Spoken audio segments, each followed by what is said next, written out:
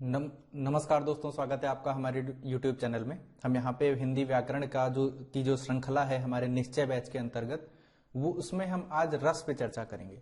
और ये एक ऐसा महत्वपूर्ण टॉपिक है जहाँ पे कम से कम 3 अंक के प्रश्न आपकी प्रत्येक परीक्षा में आते रहते हैं। तो अगर आपको ये 3 प्रश्न बिल्कुल ठीक करने हैं तो आप हमारे इस श्रृंखला में, इस बैच में बने रहें। रस का उद्भव, विकास और रस पर किस प्रकार से प्रश्न बनते हैं, उन सभी के बारे में चर्चा करेंगे। कुछ ऐसी महत्वपूर्ण ट्रिक भी हम आपको बताएंगे ताकि आपको वो अध्ययन करने में बहुत आसानी रहे। तो जो बने रहे हमारे चैनल गुरुजिला एकेडमी में। मैं प्रभात मिश्र। प्रारंभ करते हैं इस सेशन को। रस में हम जानेंगे कौन कौन से महत्वपूर्ण तत्व हैं। तो इसमें आप इसको प्रैक्टिस सेट के रूप में भी देख सकते हैं। बिल्कुल यहाँ पे आपको देखना है, बताना है सही उत्तर इनमें से कौन सा होगा जो विभत्स रस के स्थायी भाव के बारे में रहेगा। तो विभत्स रस का जो स्थायी भाव है इसके बारे में हम देख लेते हैं। स्थायी भाव होता क्या है? स्थायी भाव वे भाव होते हैं जो हमारे हृदय पटल पर स्थायी रहते हैं, और जब विभाव अनुभाव संचारी भाव का सम्मिलन होता है तो यही स्थायी भाव जो है वो रस की दशा में परिणत हो जाते हैं। तो परिभाषा जो है वो इस तरह से बनती है कि जब विभाव, अनुभाव, व्यभिचारी भाव या संचारी भाव जब आपस में सम्मिलित होकर स्थायी भाव को रस दशा में परिणत करने के लिए जिम्मेवार होते हैं, ये महत्वपूर्ण परिभाषा के रूप में बन जाता है। विकल्प हमारे पास में है क्रोध, भय, विस्मय या फिर जुगुप्सा। तो विभत्स रस का जो स्थायी भाव है वो बिल्कुल ठीक उत्तर होगा जुगुप्सा। विभत्स माने ऐसी स्थितियां जो आपको विभत्स लगे, ठीक है, विभत्स, और उसके लिए आपके अंदर जो स्थायी भाव जुगुप्सा है वो रस के दशा में परिणत हो जाता है। आगे बढ़ेंगे। भाव जिसके हृदय में रहते हैं उसे क्या कहते हैं? तो भाव जिस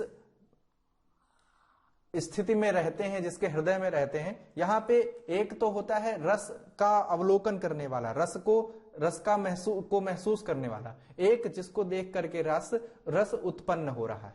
तो आश्रय और उद्दीपन, ये 2 महत्वपूर्ण तथ्य हो जाएंगे। ए ऑप्शन हो जाएगा। जिसके हृदय में भाव रहते हैं वो क्या हो जाएगा? आश्रय हो जाएगा, ठीक है। और जिसको देख करके भाव उत्पन्न होते हैं वो क्या हो जाएगा? उद्दीपन हो जाएगा, ठीक है। आगे बढ़ेंगे। किस रस को रसराज कहा जाता है? रसराज तो रसों पर राज करने वाला, या हम उसे रसपति भी कह सकते हैं। तो वो बिल्कुल ठीक उत्तर हमारे इन रसों में से, वैसे तो रसों की संख्या 9 है, ठीक है, तो जो सर्वमान्य संख्या है वो 9 ही है। और इन 9 में से रसयाज, रसपति या रसों का राजा श्रृंगार रस है। और श्रृंगार रस को हम 2 भागों में बांटते हैं। एक तो जब संयोग जन्य रस की उत्पत्ति होती है, श्रृंगार की उत्पत्ति होती है, तो वह संयोग है। जब वियोग के माध्यम से रस की उत्पत्ति होती है तो वह वियोग रस कहलाता है। आगे बढ़ेंगे, अगले बिंदु की चर्चा करेंगे। मन रे तन कागद का पुतला, लागे बूंद बिनस जाए छिन में, गर्भ करे क्या इतना।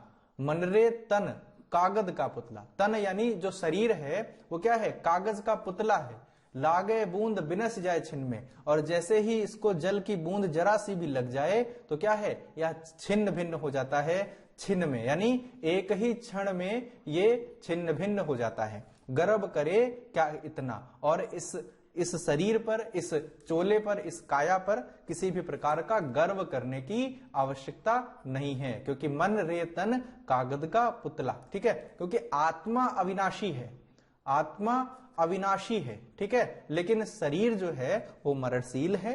उसके बारे में जो बिल्कुल ठीक उत्तर होगा वो डी ऑप्शन होगा। ऐसा कहता कौन है?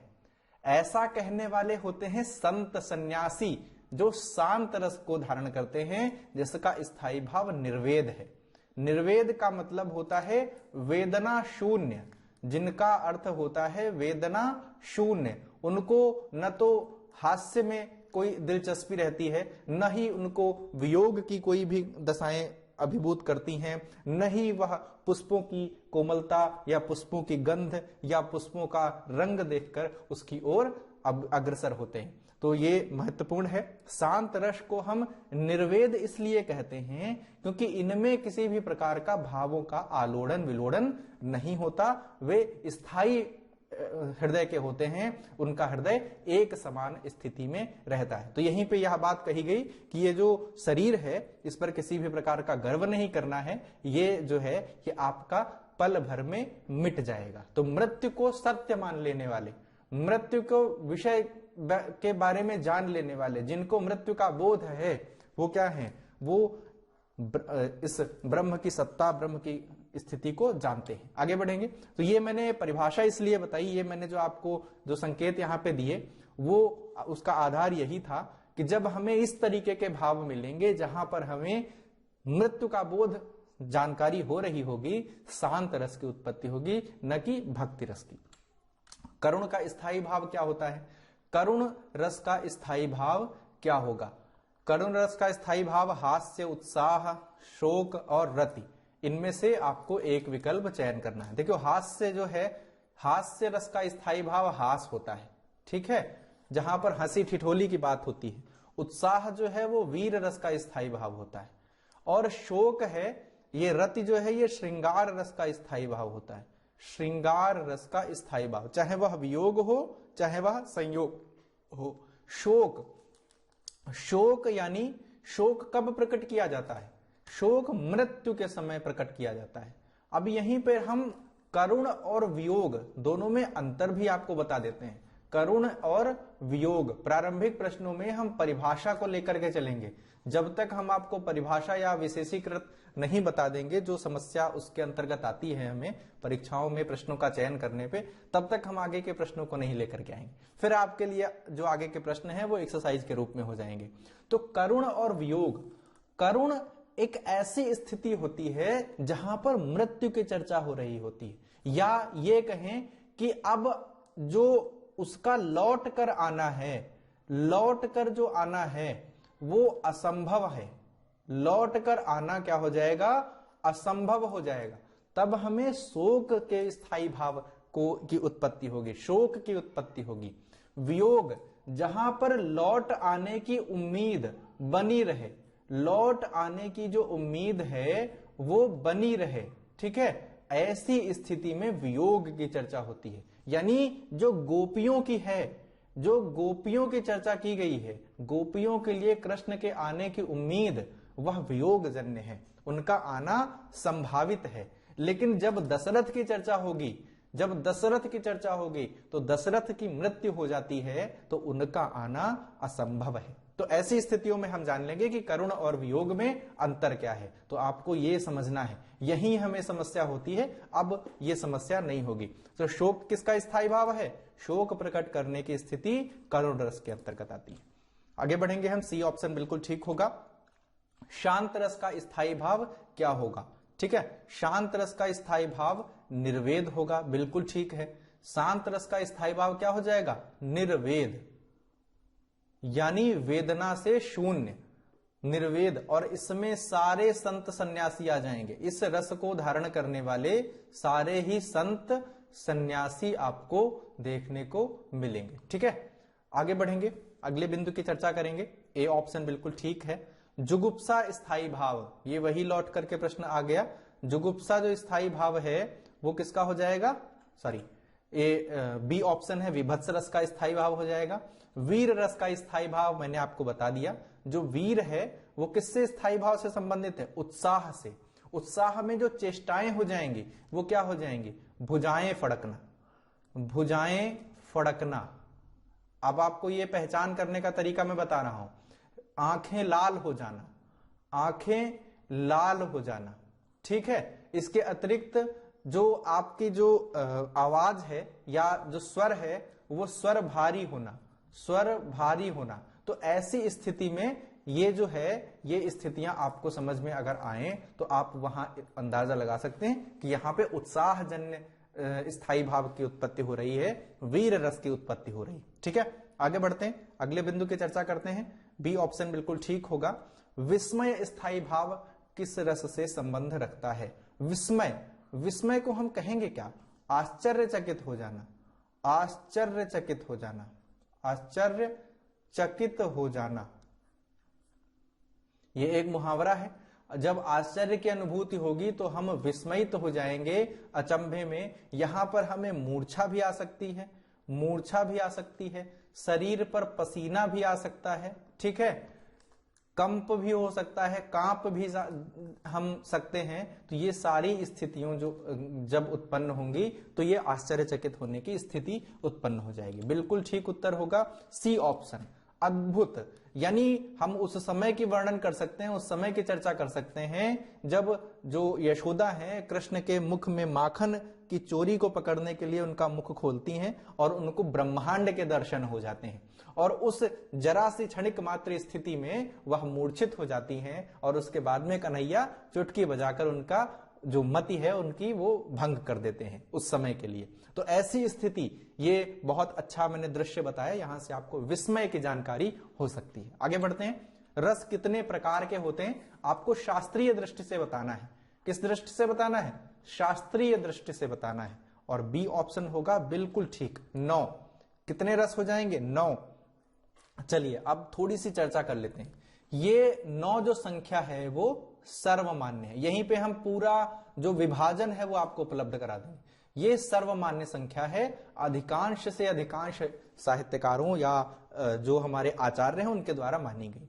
लेकिन हमारे 2 आचार्य ऐसे भी हैं जिनमें नाम आता है धनंजय, ठीक है। ये एनटीए नेट में प्रश्न पूछा गया पिछली बार वाले में, धनंजय और भरत मुनि, ये 2 आचार्य ऐसे हैं। भरत मुनि को तो हम पहली शताब्दी का मानते हैं, ठीक है, पहली शताब्दी का, और इनके द्वारा जो ग्रंथ लिखा गया था नाट्य शास्त्र, ठीक है, इस ग्रंथ में संख्या 8 मानी गई थी, और धनंजय के द्वारा भी 8 ही संख्या मानी गई थी। दोनों के द्वारा शांत रस को नहीं स्वीकार किया गया। शांत रस जो है वो अस्वीकार्य था, क्योंकि अभिनय, शांत रस का जो अभिनय है वो अभिनय संभव नहीं था। शांत रस में आपको मुख शांत करना, आंखें पलकें झुकाना नहीं, कोई भी स्थिति में परिवर्तन नहीं करना, ऐसी स्थिति को शांत नहीं कहते। यानी आप चुपचाप बैठे हो, हृदय में अंगार पल रहा हो, तो ऐसी स्थिति को तो शांत नहीं कहेंगे। शांत जहां वेदना शून्य हो। तो इन्होंने कहा कि यह अभिनय के दृष्टिकोण से शांत का अभिनय नहीं किया जा सकता, इसलिए उसको रस के रूप में नहीं माना। तब संख्या कितनी हो गई? 8 हो गई। समझिएगा, महत्वपूर्ण प्रश्न है, बहुत महत्वपूर्ण तथ्य, हम बिल्कुल टू द पॉइंट चर्चा कर रहे हैं, कोई भी एक्स्ट्रा बातें नहीं कर रहे हैं। तो लेकिन शांत स्थायी भाव है, क्योंकि स्थायी भाव है इसलिए क्योंकि संतों की भी स्थिति होती है, ब्रह्मचर्य धारण करने वालों की भी स्थिति होती है। कबीर जैसा संत महात्मा भी हमारे इस समाज में, इस काव्य परंपरा में जन्म लेता है, तो शांत माना गया। इसके अतिरिक्त कहीं कहीं पर संख्या 11 होती है।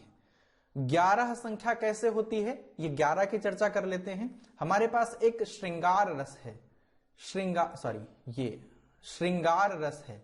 श्रृंगार रस के स्थायी भाव की चर्चा करेंगे तो रति है, और रति में हमने आपको संयोग वियोग तो बता ही दिया, संयोग और वियोग तो बता ही दिया, बिल्कुल ठीक है। लेकिन इसके अतिरिक्त हमारे पास में 2 और रस हैं। एक तो है भक्ति विषयक रति, भक्ति विषयक रति, ठीक है, समझ लीजिएगा, यहीं पे पूरा टॉपिक क्लियर हो जाएगा। एक है वात्सल्य, वात्सल्य विषयक रति, वात्सल्य विषयक रति।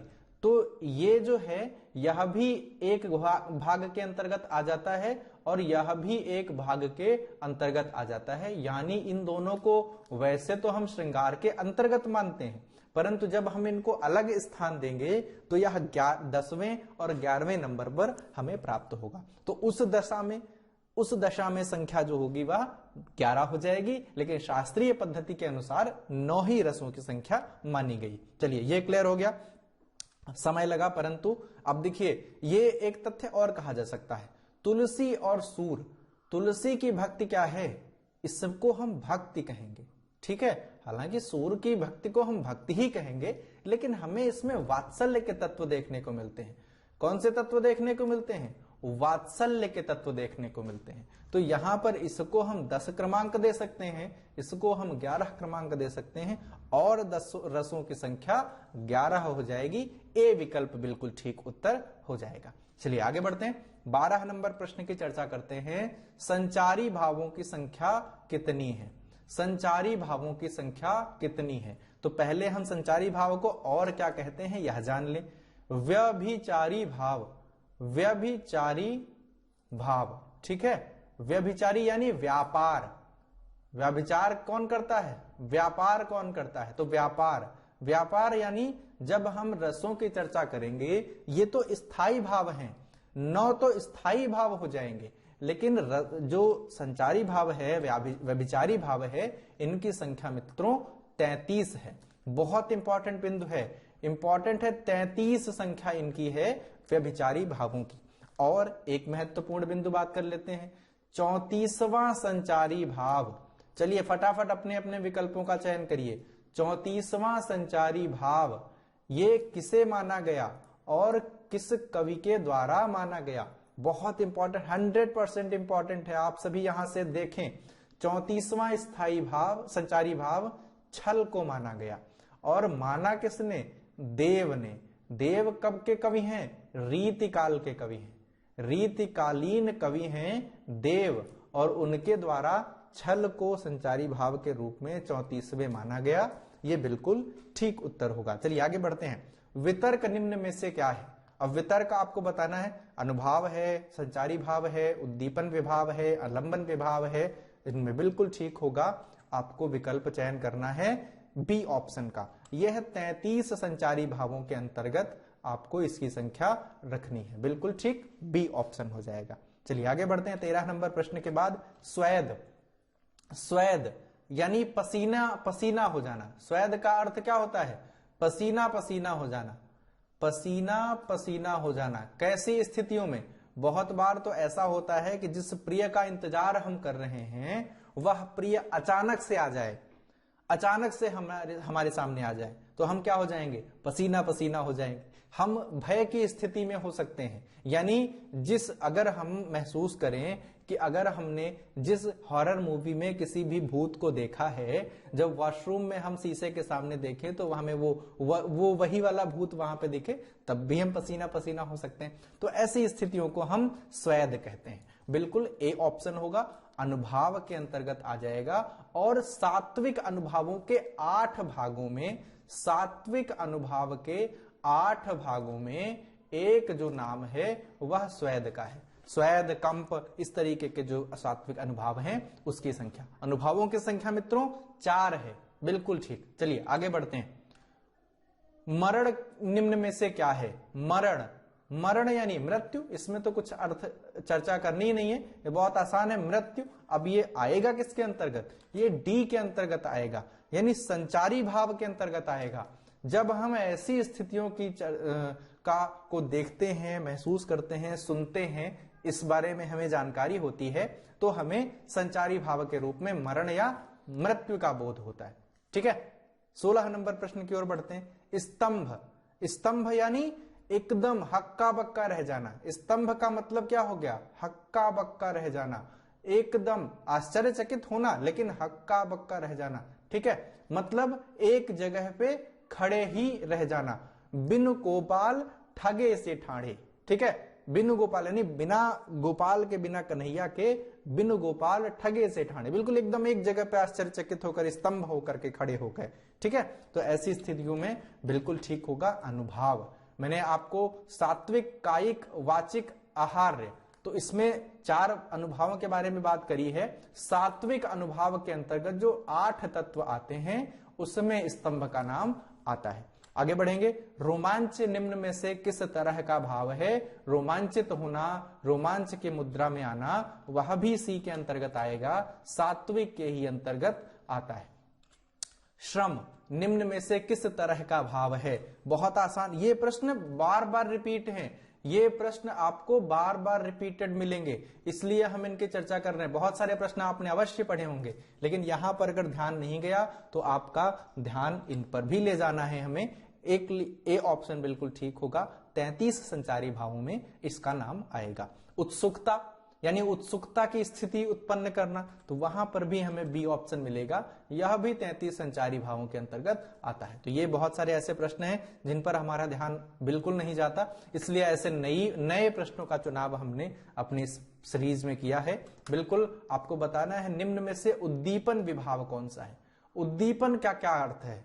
उद्दीपन यानी जो भावों को प्रबल करते हैं, भावों को प्रबल करते हैं। प्रबल का मतलब उनकी स्पीड बढ़ाते हैं, ठीक है। यानी हमें एक तरीके से देखें तो कैटालिस्ट का काम करते हैं, कैटालिस्ट का काम करते हैं, यानी उत्प्रेरक का काम करते हैं, उत्प्रेरक का काम करते हैं, ये आपको देखना है। तो ऐसा कौन सा काम है यहां पे जो उत्प्रेरक का काम करेगा?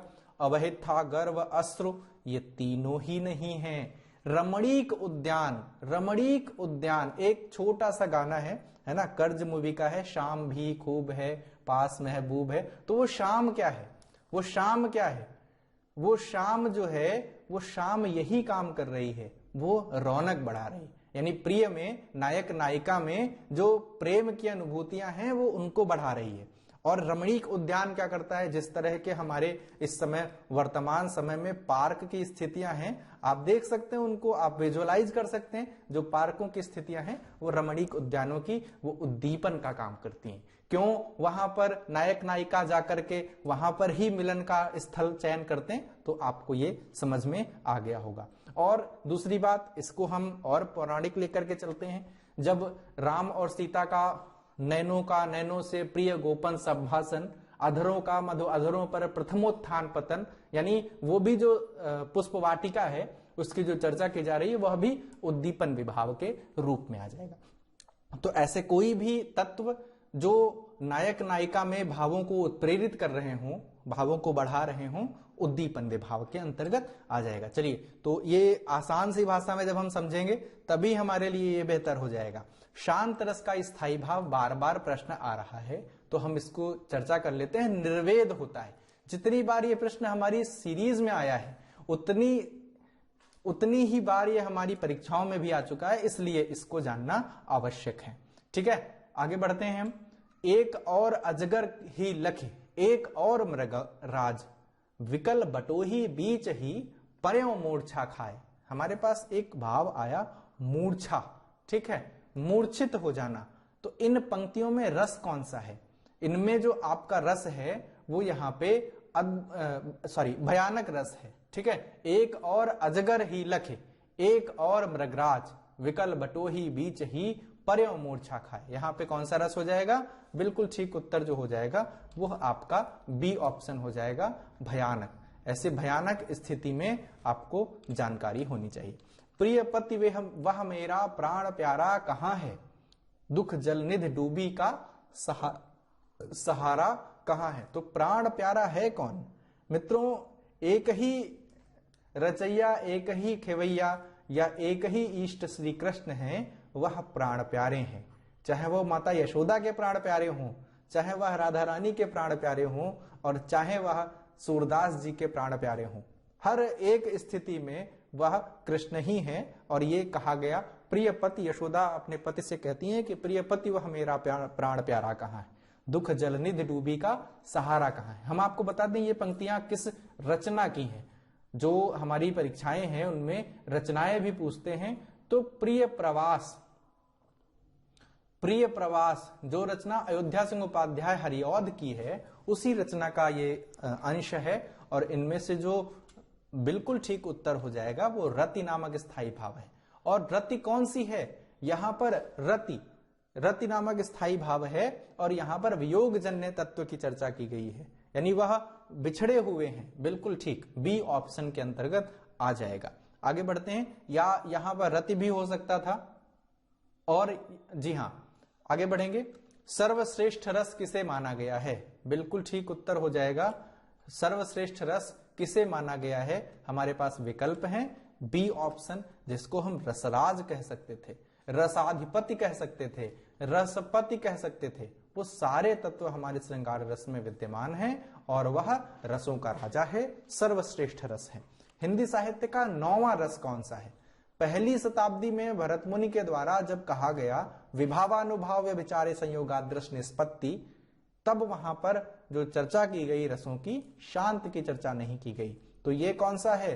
9th यानी 9 नंबर का रस है, 9वें रस के रूप में हम इसको जानते हैं। सी विकल्प बिल्कुल ठीक होगा। चलिए आगे बढ़ते हैं। उस काल कारे क्रोध के, तन कांपने उसका लगा, मानो हवा के जोर से सोता हुआ सागर जगा। तो यह बिल्कुल ठीक उत्तर कौन सी हो जाएगी? B option. उस काल कारे क्रोध के, तन कांपने उसका लगा। क्रोध की स्थिति कब आएगी? क्रोध की स्थिति कब आएगी? तो यहां पर बिल्कुल ठीक बी ऑप्शन है। जब रौद्र की स्थितियां होंगी, रौद्र वाली स्थिति होगी, तब यहां पे हमें इस प्रकार की तत्व की चर्चा मिलेगी। रौद्र रस में क्रोध जैसी स्थितियां आती हैं।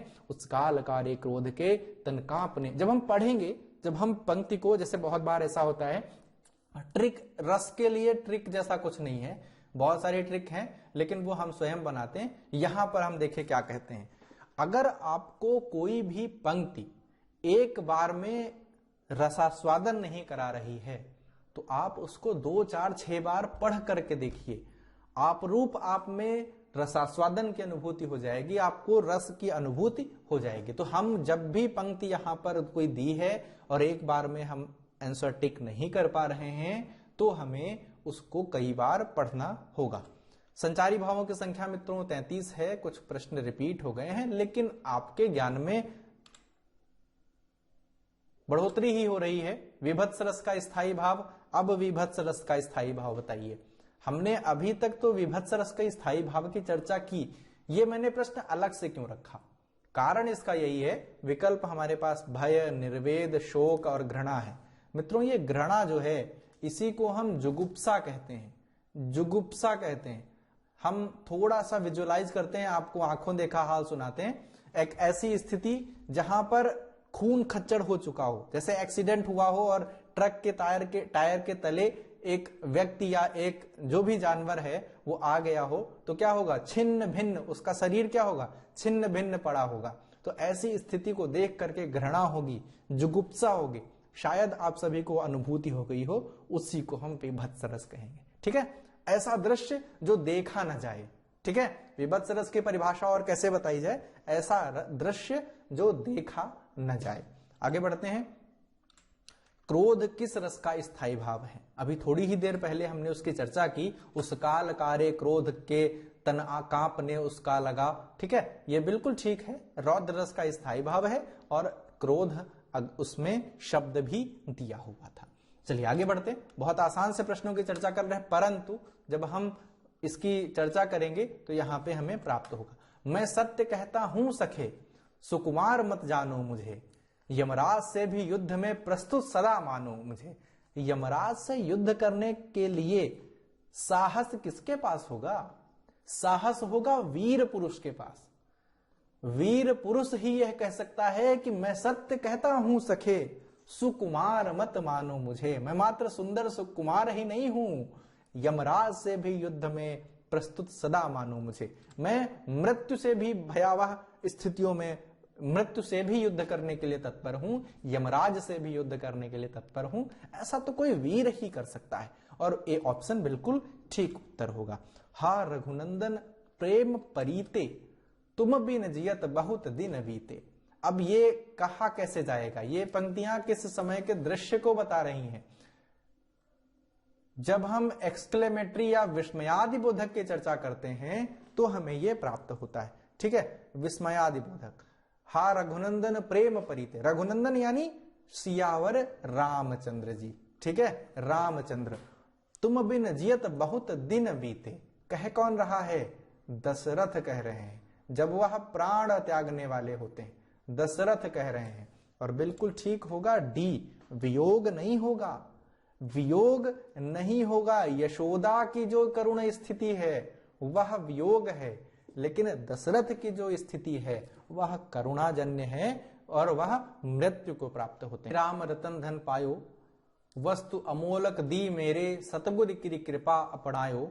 ये मीरा की पंक्तियां हैं और भक्ति रस से ओतप्रोत हैं। बिल्कुल ठीक उत्तर जो हो जाएगा वो सी ऑप्शन हो जाएगा। ठीक है, आगे बढ़ेंगे, अगले प्रश्न की चर्चा करेंगे। देख यशोदा शिशु के मुख में सकल विश्व की माया। अभी मैंने थोड़ी देर पहले इसकी चर्चा की थी। देख यशोदा शिशु के मुख में सकल विश्व की माया, क्षण भर को वह बनी अचेतन मूर्छित हो गई थी। हित न सकी कोमल काया, हिल न सकी कोमल काया। जब ऐसी स्थिति, आश्चर्यचकित करने वाली स्थिति आ जाती है तो जो कोमल काया है, शरीर है, हिलना डुलना बंद कर देता है। वैसी ही स्थितियों की हम यहाँ पे मित्रों चर्चा कर रहे हैं। बिल्कुल ठीक उत्तर हो जाएगा डी ऑप्शन, अद्भुत है। और इसका स्थायी भाव क्या है? विस्मय है, आश्चर्यचकित हो जाना। ठीक है, विस्मय है। उठो लाल अब आंखें खोलो, पानी लाई हूं मुंह धोलो। बी ऑप्शन है, वात्सल्य जनक स्थितियां हैं, वात्सल्य की स्थिति यहां पे उपलब्ध होगी। दुल्हनी गावा हूं मंगलाचार, आए हो राजा राम भरतार। ये मित्रों कबीर की पंक्तियां हैं, कबीर की पंक्तियां हैं जो राम को ब्रह्म स्वरूप में या नायक स्वरूप में स्वीकार करते हैं। और यह मिलन की स्थितियां हैं। यहां पर यह मिलन की तो संयोग रस की उत्पत्ति यहां से देखने को मिलेगी। आगे बढ़ेंगे। मैया मैं तो चंद्र खिलौना लय हूं, जय हो कोटि घर बस कोटि गस, अब पर अब ही तेरे गोदन आई हो। मतलब उनको क्या चाहिए? चंद्र खिलौना, चंद्र भी है और खिलौना भी है, तो रूपक अलंकार हो जाएगा। हालांकि अलंकारों का हमारे पास स्पेशल एक टॉपिक है जिसमें हम बड़े से बड़े प्रश्नों की चर्चा करेंगे। तो मैया मैं मोरी चंद्र खिलौना लई हूं, और ये बिल्कुल ठीक बी ऑप्शन है। यहाँ पे श्री कृष्ण हट कर रहे हैं यशोदा से, और ये बिल्कुल ठीक उत्तर वात्सल्य की चर्चा की जाएगी, बी ऑप्शन है। जब मैं था तब हरि नहीं, अब हरि है मैं नाहि।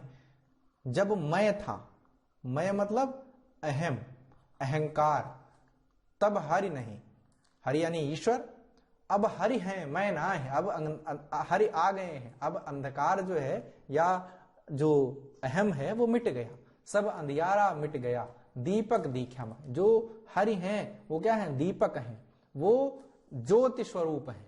ए ऑप्शन है, शांत रस की बात हो रही है, निर्वेद जन्य तत्व की बात हो रही है, संत के द्वारा कही हुई बात है, शांत लहजे में कही हुई बात है।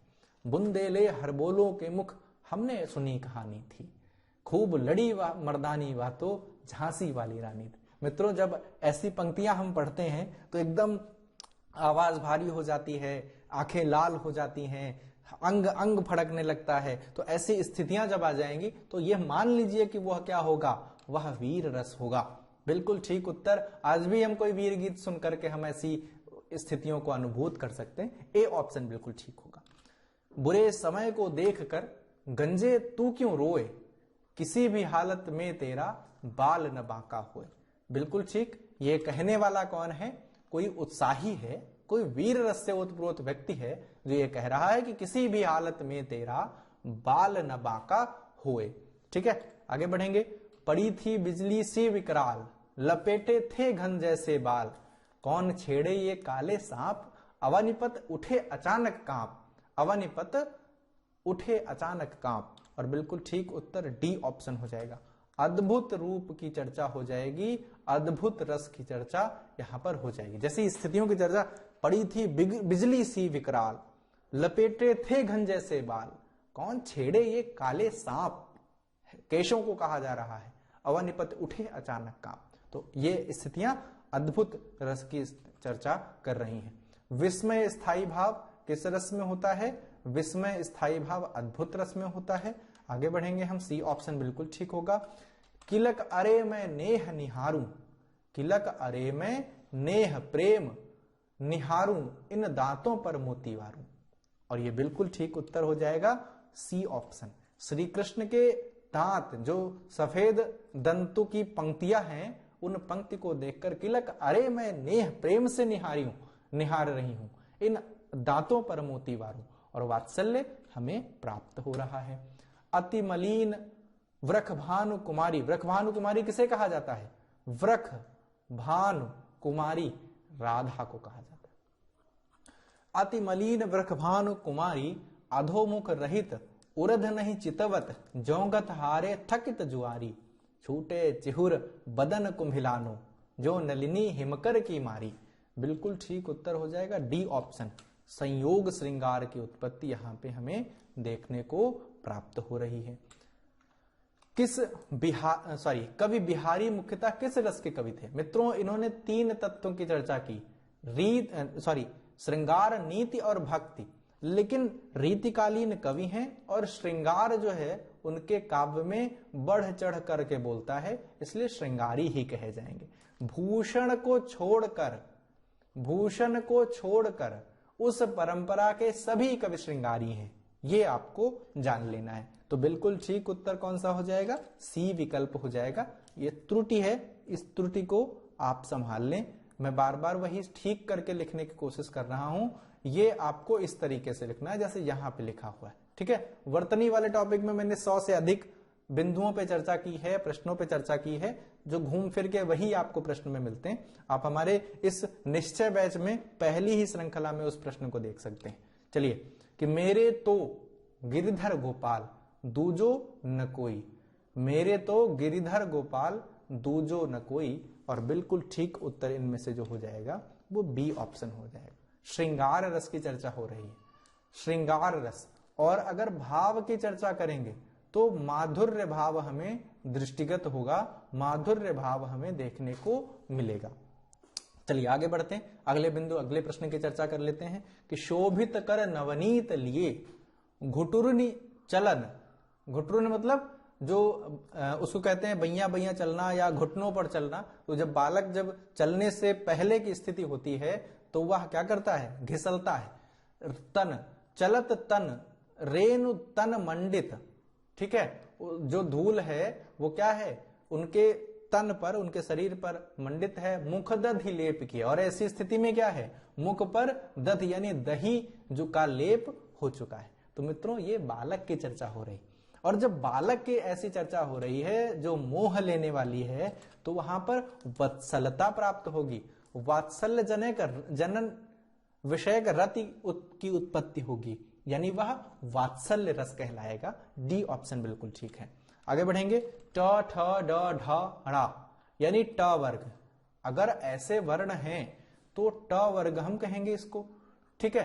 ट वर्ग के अगर किसी भी वर्ण का प्रयोग किया गया है तो वह कौन से गुण से माना जाएगा? वह बी ऑप्शन ओज से माना जाएगा। ओज को हम वीर कह लेते हैं, ठीक है।